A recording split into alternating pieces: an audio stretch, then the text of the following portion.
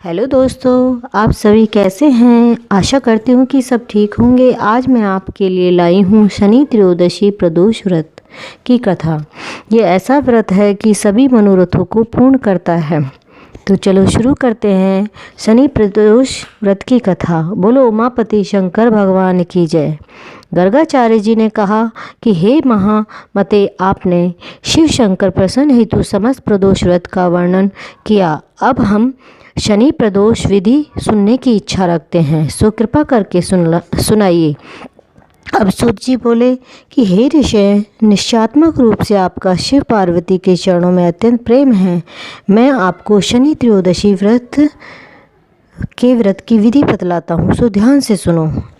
पुरातन कथा है कि एक निर्धन ब्राह्मण की स्त्री दरिद्रता से दुखी हो शांडिल्य ऋषि के पास जाकर बोली, हे महामुनि, मैं अत्यंत दुखी हूँ, दुख निवारण का उपाय बतलाइए। मेरे दोनों पुत्र आपकी शरण में हैं।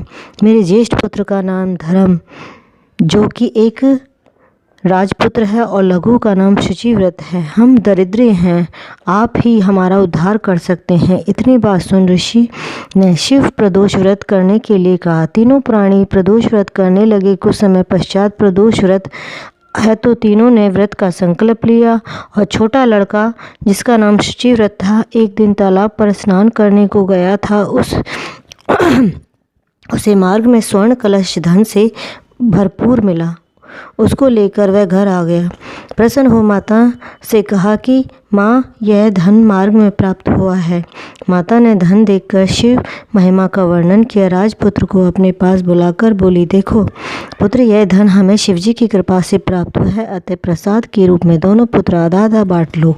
माता का वचन सुन राजपुत्र ने शिव पार्वती का ध्यान किया और बोला, पूज्य, यह धन आपके पुत्र का ही है, मैं इसका अधिकारी नहीं हूँ। मुझे शंकर भगवान और माता पार्वती जब देंगे तब लूँगा।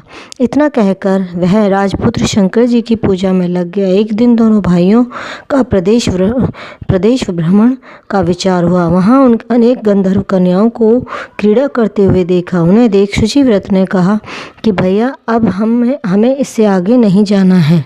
इतना ही कह शुचिव्रत उसी स्थान पर बैठ गया, परंतु राजपुत्र अकेला ही स्त्रियों के बीच में जा पहुंचा। वहां एक स्त्री अति सुंदर राजकुमार को देख मोहित हो गई और राजपुत्र के पास पहुंचकर कहने लगी कि हे सखियों, इस वन के समीप ही जो दूसरा वन है, तुम वहां जाकर देखो, भांति भांति के पुष्प खिले हैं।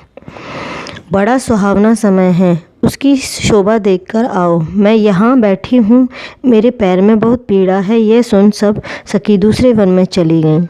वह सुंदर राजकुमार की ओर देखती रही। इधर राजकुमार भी कामुक दृष्टि से निहारने लगा। युवती बोली, आप कहाँ रहते हैं? वन में कैसे पधारे हैं? जिस राजा के पुत्र हैं, क्या नाम है? राजकुमार बोला, मैं विदर्भ नरेश का पुत्र हूँ, आप अपना परिचय दें।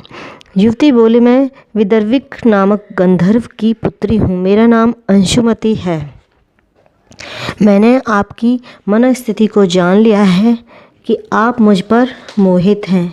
विधाता ने हमारा तुम्हारा संयोग मिलाया है। युवती ने मोतियों का हार राजकुमार के गले में डाल दिया। राजकुमार हार स्वीकार करते हुए बोला कि हे भद्रे, मैंने आपका प्रेमोपहार स्वीकार कर लिया, परंतु मैं निर्धन हूँ। राजकुमार के इन वचनों को सुनकर गंधर्व कन्या बोली कि मैं जैसा कह चुकी हूँ वैसा ही करूँगी, अब आप अपने घर जाइए। इतना कहकर गंधर्व कन्या सखियों से जा मिली। घर जाकर राजकुमार ने शुचिव्रत को सारा वृतांत कह सुनाया। जब तीसरा दिन आया, वह राजपुत्र शुचिव्रत को लेकर उसी वन में जा पहुंचा। वहीं गंधर्वराज अपनी कन्या को लेकर आ पहुंचा। इन दोनों राजकुमारों को देख आसन दे कहा कि मैं कैलाश पर गया था। वहां शंकर जी ने मुझसे कहा कि धर्मगुप्त नाम का राजपुत्र है, जो इस समय राज्य विहीन है, निर्धन है, मेरा परम भक्त है। हे गंधर्वराज, तुम उसकी सहायता करो। मैं महादेव जी की आज्ञा से इस कन्या को आपके पास लाया हूँ, आप इसका निर्वाह करें। मैं आपकी सहायता कर राजगद्दी पर बिठा दूंगा। इस प्रकार गंधर्वराज ने कन्या का विधिवत विवाह करा दिया। विशेष धन और सुंदर गंधर्व कन्या को पाकर राजपुत्र अति प्रसन्न हुआ। भगवान कृपा से अपने शत्रुओं का दमन करके राज्य का सुख भोगने लगा। बोलो उमापति शंकर भगवान की जय। अगर आपको मेरा वीडियो अच्छा लगा हो तो कृपया लाइक करें, शेयर करें और सब्सक्राइब करें। ज़्यादा से ज़्यादा शेयर करें, जाने कौन सी वीडियो किसकी लाइफ बदल दे। धन्यवाद।